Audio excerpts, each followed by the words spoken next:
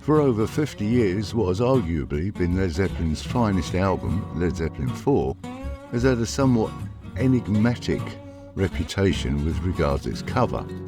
Apart from having absolutely no writing on the cover at all as to who the band is or what the album is called, there's been a somewhat mysterious painting which made up part of the front cover. Instantly recognisable to Led Zeppelin fans, it's of an old man with a grey beard and his old leathery hands grasping a stick for support with a pile of hazelwood on his back. The origin of this image, which forms the centrepiece of the album cover, has remained a mystery. That mystery has now been solved thanks to the work of Brian Edwards, a visiting research fellow with the Regional History Centre at the University of the West of England. He said he came across the image in a photograph album during continuing research extending from an exhibition he curated with the Wiltshire Museum in 2021. His research involved monitoring everyday sources that stimulate public engagement with Wiltshire's past, from paintings and photographs to artefacts and memories. And it was while following up on some of the early photographs of Stonehenge that he came across this image made famous by Led Zeppelin IV's cover.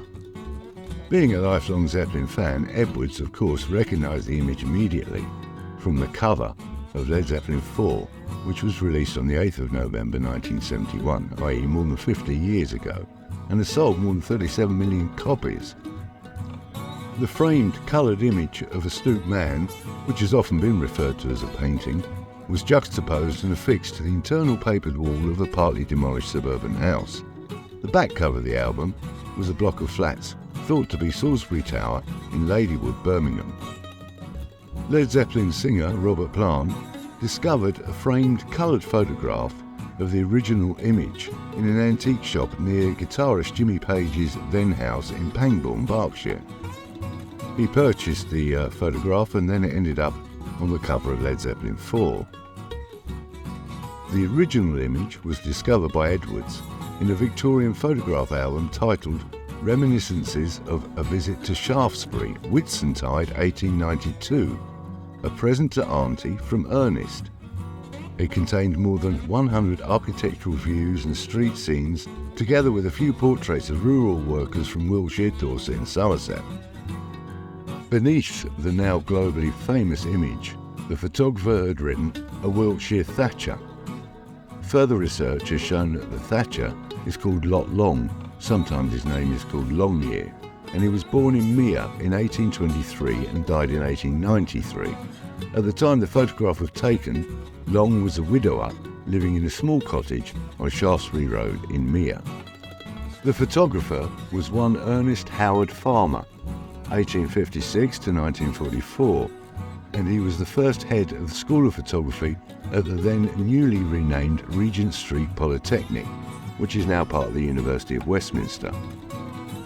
Farmer's photograph is going to be included in an exhibition at the Wiltshire Museum in Devizes, and this exhibition is due to be held in the spring of 2024. So if you want to see the original, get yourself along to Devizes next spring. The director of the museum, David Dawson, said, "The Wiltshire Thatcher, a photographic journey through Victorian Wessex exhibition, will celebrate the work of Ernest Farmer, who today is little known but was a leading figure in the development of photography as an art form.